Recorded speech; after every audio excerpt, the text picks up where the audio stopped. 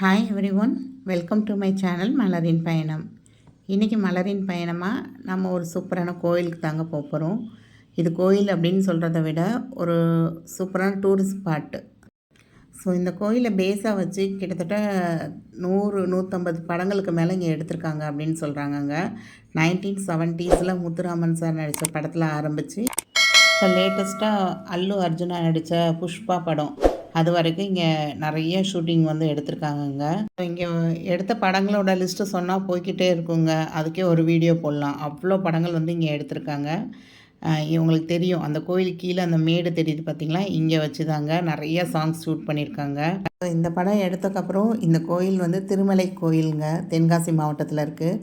But இதுக்கு வந்து புஷ்பா கோயில் அப்படிங்கிற ஒரு பேர் கூட வந்திருக்குங்க. அதே மாதிரி ஜென்டில்மேனில் உசிலம்பட்டி பெண்குட்டி அந்த சாங்குமே வந்து இங்கே இதை பேக்ரவுண்டாக வச்சு தாங்க எடுத்திருக்காங்க. இந்த மண்மேடில் வச்சு தான் எடுத்திருக்காங்க. ஸோ இந்த கோயில் வந்து குற்றாலத்துலேருந்து ஜஸ்ட் 20 கிலோமீட்டர்ஸில் இருக்குங்க.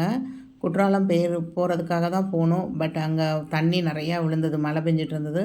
தண்ணி ஃபோர்ஸாக விழுந்தனால குளிக்க விடலைங்க. ஸோ பக்கத்தில் இந்த கோயில் பார்க்கலாம் அப்படின்னு சொல்லிட்டு வந்திருந்தோம். எனக்கு ஆக்சுவலாக இந்த கோயில் போயிட்டு வந்தக்கப்புறம் தான் இங்கே நிறையா ஷூட்டிங்லாம் எடுத்திருக்காங்க அப்படிங்கிறது தெரிய வந்தது. நீங்கள் செங்கோட்டையிலேருந்து கரெக்டாக 10 கிலோமீட்டர் தாங்க ரயில்வே ஸ்டேஷன்லேருந்து.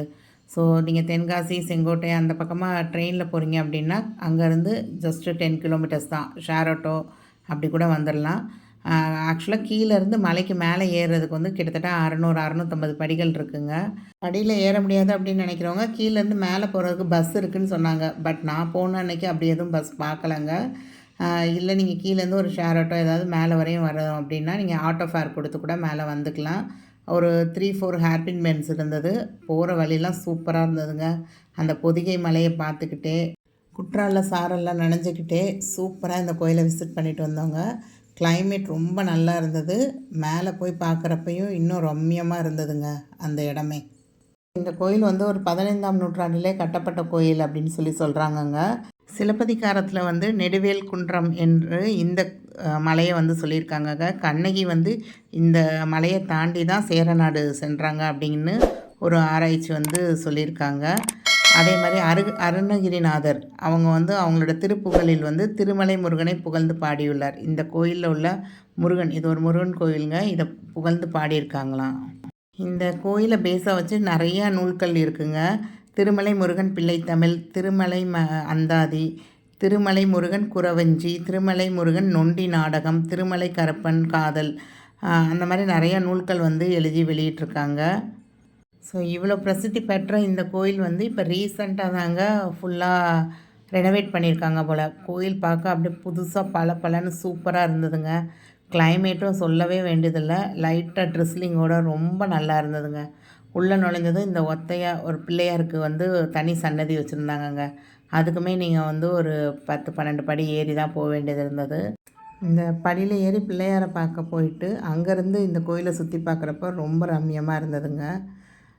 இங்கே வந்து இப்போ தான் ரெனோவேஷன் ஒர்க் முடித்ததுனால நல்லா இருந்தது. எல்லா இடமுமே சூப்பராக பளிச்சுன்னு இருந்தது. அதே மாதிரி இங்கே ஒரு பெரிய தெப்பம் இருந்ததுங்க.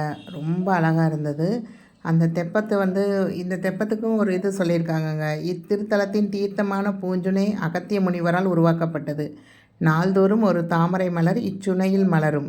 இதை இந்திராதி தேவர்களும் சப்த கன்னியர்களும் பறித்து முருகனுக்கு சூட்டி வழிபட்டு வந்த அற்புத தீர்த்தமாகும்.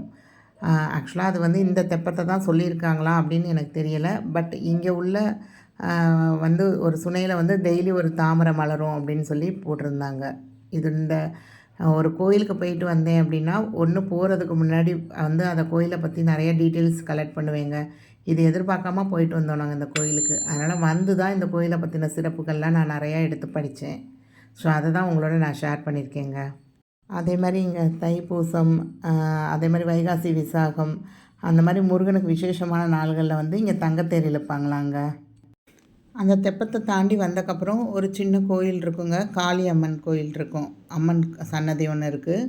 ஸோ இது எல்லாமே வந்து கல்லால் ஆன மண்டபங்களாக இருக்குங்க. அந்த காலத்தில் கட்டினது அப்படிங்கிறது தான். நமக்கு எல்லா இடமுமே வந்து நல்லா கல்லால் ஸ்ட்ராங்காக மலைக்கு மேலே கிட்டத்தட்ட 400 மீட்டர் உயரமுள்ள இந்த மலையாங்க. இந்த மலையே வந்து ஒரு ஓம் வடிவத்தில் இருக்கும் அப்படின்னு சொல்லியிருக்காங்க. ஸோ இந்த கோயில் வந்து கரெக்டாக கேரளாவுக்கு தமிழ்நாட்டுக்கு பார்டரில் தாங்க இருக்குது. அதே மாதிரி இந்த கோயிலில் வந்து நிறையா கட்டமைப்பு வந்து பெரும் பகுதி வந்து 15ஆம் நூற்றாண்டை சேர்ந்தது. இக்கோயில் 18ஆம் நூற்றாண்டை சேர்ந்த சில கல்வெட்டுகளும் இங்கே இருக்குது அப்படின்னு சொல்லியிருக்காங்க.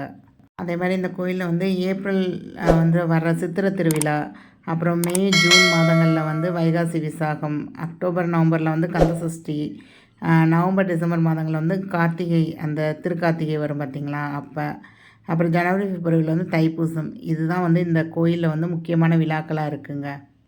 இந்த கோயிலுக்கு வந்து நீங்கள் எப்போனாலும் வரலாம். பட்டு நீங்கள் முருகனை தரிசிக்கணும் அப்படின்னு நினச்சா கண்டிப்பாக காலையில் 6 மணிலேருந்து 12 வரையும் தாங்க ஓப்பன் ஆகிருக்கும். அதுக்கப்புறம் மாலை 5 மணி முதல் இரவு 8:30 மணி வரையும் ஓப்பனாக இருக்கும். இல்லை ஊடால வர்றீங்க அப்படின்னா ஜஸ்ட்டு வந்து கோயிலோட வெளிப்புற பிரகாரத்தை மட்டும் சுற்றி பார்த்துட்டு போகலாம். நீங்கள் கருவறையில் சாமியை வந்து தரிசிக்க முடியாது உங்களால். கோயிலில் இன்னொரு சிறப்பம்சம் என்ன அப்படின்னு பார்த்தீங்கன்னா, முருகப்பெருமானை வளர்த்த பெருமைக்குரிய அந்த 6 கார்த்திகை பெண்கள், நிதர்த்தனி, அபர்கேந்தி, மேகேந்தி, வர்த்தயேந்தி, அம்பா, துலா, இவங்க 6 பேருக்குமே இங்கே வந்து அழகாக சிலை வடித்து அவங்க பேரையும் அந்த கல்வெட்டில் எழுதியிருக்காங்கங்க. ரொம்ப அழகாக இருந்தது அந்த சிலைகள் எல்லாமே உங்களுக்கு. அதே மாதிரி கீழே வந்து 2 பக்கமும் அழகாக மயிலை வந்து சூப்பராக அந்த கல்லுலே வடிச்சிருந்தாங்கங்க. 2 பக்கமும் அந்த பிரம்மாண்ட மயில் பார்க்கவே ரொம்ப அழகாக இருந்தது உங்களுக்கு. கொஞ்சம் பகல் நேரமாக வந்தோம் அப்படின்னா நமக்கு எல்லாத்தையும் நல்லா ரசித்து பார்க்குறதுக்கு ரொம்ப சூப்பரான இடங்க இது. பெரிய மலைக்கு நடுவில், தென்னந்தோப்புக்கு நடுவில் இந்த கோயில் வந்து அமைஞ்சிருந்தது வந்து ரொம்ப பார்க்கவே ரொம்ப அழகாகவும் ரம்யமாகவும் இருந்ததுங்க. கோயிலுக்குள்ளேயும் பார்த்திங்கன்னா நாங்கள் போன அன்றைக்கி அந்தளவுக்கு கூட்டம்லாம் இல்லைங்க. ஆனால் விசேஷ நாள்களில் ரொம்ப கூட்டம் இருக்கும் அப்படின்னு சொல்லியிருந்தாங்க. நம்ம போனால் ஒரு 10 நிமிஷம் தான் ஆச்சு உள்ளே போய் சாமி பார்த்துட்டு வர்றதுக்கு. ஸோ இங்கே உள்ள முருகன் வந்து 4 கைகளுடன் நின்ற கோலத்தில் காட்சி அளித்தாருங்க. இங்கே உள்ள தெய்வம் வந்து திருமலை குமாரசாமி அல்லது திருமலை முருகன் என்று அழைக்கப்படுகிறது. இத்தலத்தில் வந்து அகஸ்தியர் முனிவருக்கு முருகப்பெருமான் தரிசனம் தந்தார் அப்படின்னு சொல்கிறாங்க. இந்த கோயிலுக்கு எப்படி போகணும், லொக்கேஷனு, அப்புறம் எங்கேருந்து ட்ரெயின் ஏறினா எப்படி ரீச் ஆகலாம், இந்த ஃபுல் டீட்டெயிலும் இந்த கோயிலை பற்றின டீட்டெயில் எல்லாமே வந்து டிஸ்கிரிப்ஷனில் கொடுக்குறேங்க. கண்டிப்பாக செக் பண்ணி பாருங்கள். இந்த தல வரலாறு வேணும் அப்படின்னா அதோடைய லிங்க்கும் நான் வந்து கொடுக்குறேங்க. கண்டிப்பாக அதை ரீட் பண்ணி பாருங்கள் நீங்கள். ஸோ எப்போ என்னோடய சொந்த ஊர் சிவகாசிக்கு போனாலும் குற்றாலத்தில் தண்ணி விழுது அப்படின்னா கண்டிப்பாக ஒரு ½ டே ஸ்பெண்ட் பண்ணி கண்டிப்பாக போய் குளிச்சுட்டு வந்துடுவோங்க. அது வந்து கிடைக்கிற வாய்ப்பை மிஸ் பண்ணக்கூடாது அப்படின்னு நினைப்போம் நாங்கள். ஸோ படிக்கட்டில் வழியாக ஏறி வாரீங்க அப்படின்னா நீங்கள் கையில் கொஞ்சம் வாட்டர் பாட்டில், ஸ்நாக்ஸு அந்த மாதிரிலாம் வச்சுக்கோங்க.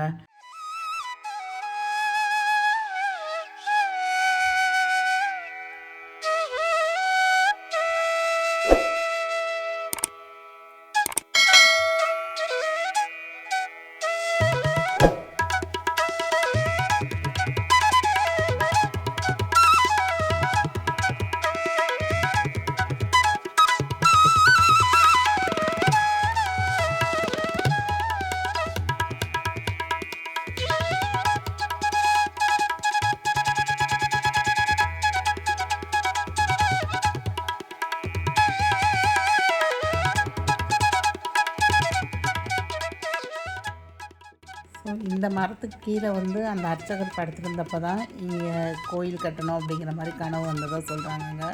இது ரொம்ப வருஷம் பழமை வாய்ந்த மரமாக இருக்குது. இங்கே 2 சின்ன கடைகளும் இருந்ததுங்க. அதில் பிரசாதம், அப்புறம் பூஜை ஜாமான், அந்த மாதிரி எல்லா பொருட்களும் இருந்தது. ஸோ நாங்கள் கொஞ்சம் நேரம் இங்கே இருந்துட்டு மழை நல்லா பெய்ய ஆரம்பிச்சிருச்சுங்க. கொஞ்சம் நேரம் வெயிட் பண்ணி மழை நின்னதும் கிளம்பிட்டோம்.